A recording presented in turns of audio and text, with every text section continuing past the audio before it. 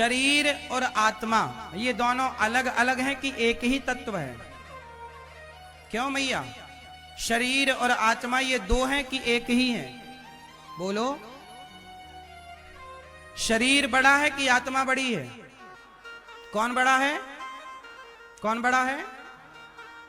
भार तो शरीर का है, दिखाई शरीर पड़ता है, लेकिन शरीर को चलाने वाली है आत्मा।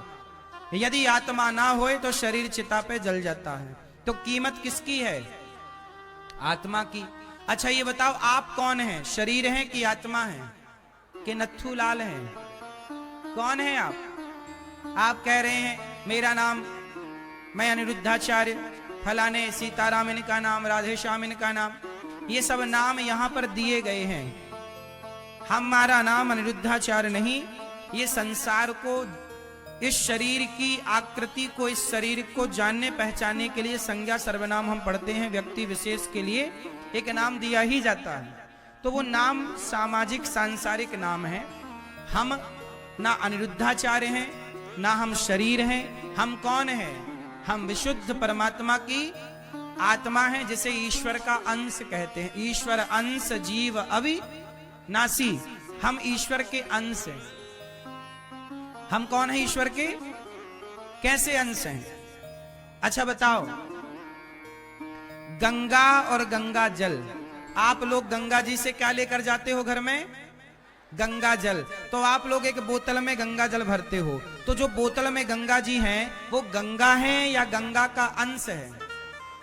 कौन है वो? कौन है वो? हाँ, गंगा तो ये बह रही हैं। बहती गंगा को बोतल में थोड़ी कोई भर सकता है। वो गंगा का क्या है? अंश। वो बोतल में थोड़ा सा जो जल है वो गंगा का क्या है गंगा जल, पर अंश है। उसी तरह अंशी है गंगा, अंश है बोतल का जल। उसी तरह ईश्वर है हम सबके अंशी, और हम हैं उस ईश्वर के अंश। हम हैं बोतल भर पानी, ये मान लो, गंगा का बोतल भर पानी, तो हम ईश्वर के अंश हैं। ईश्वर की शक्ति से ही हम और आप यहां पर हैं, दूसरी कोई शक्ति नहीं है। अब यहां पर यह बात समझना बहुत जरूरी है कि हम जो आत्मा है वो आत्मा का स्वरूप क्या है। अच्छा बताओ, आत्मा कैसी दिखती है? आत्मा का क्या खेल है शरीर में? क्या रोल काल है? बोलो मेरी मां।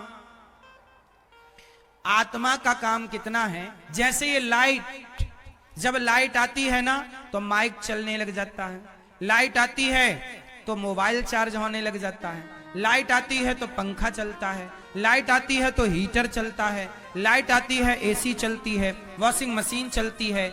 लाइट ना हो तो कूलर पंखा चले? उसी तरह जैसे लाइट का रूप रंग क्या है? बताओ, लाइट कैसी दिखती है? बिजली कैसी दिखती है? कोई आकार है? बोलो। बिजली ठंडी है कि गर्म है? ना ठंडी है ना गर्म है।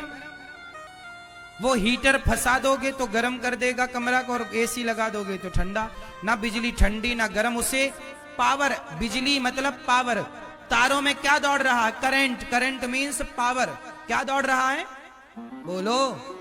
उसी पावर से तुम्हारा हीटर, तुम्हारी एसी चलती है, कूलर पंखा चलता है। उसी तरह हमारे शरीर में आत्मा एक ईश्वर की एनर्जी है, पावर है। वो पावर है तो आंख देख पा रही है, कान सुन पा रहा है, पांव चल पा रहे हैं, हाथ काम कर पा रहा है। शरीर के प्रत्येक अंग को यदि संचालित कराना है, दिल धड़क रहा है, किसके बल से? वही आत्मा के पावर से दिल धड़कता है। दिल धड़कता है तो शरीर चलता है।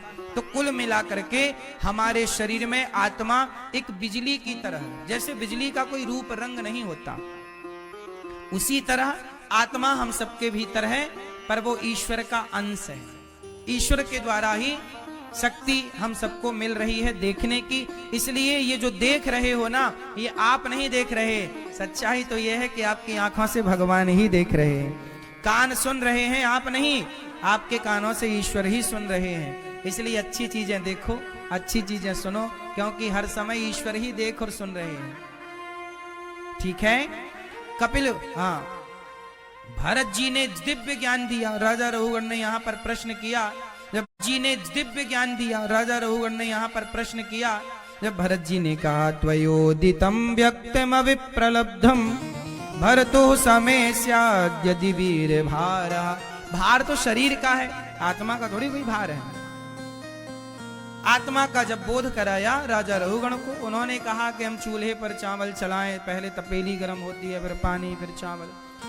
काट दिया इस तर्क को भरत जी ने कि देखो आत्मा पर इंद्रियों का कोई प्रभाव नहीं पड़ता। आप बुरे हैं, आप अच्छे हैं, आपकी अच्छाई बुराई का आपके आत्मा पर कोई प्रभाव नहीं डालता। चलो, भरत जी के दिव्य ज्ञान से राजा रघुगण का कल्याण हुआ।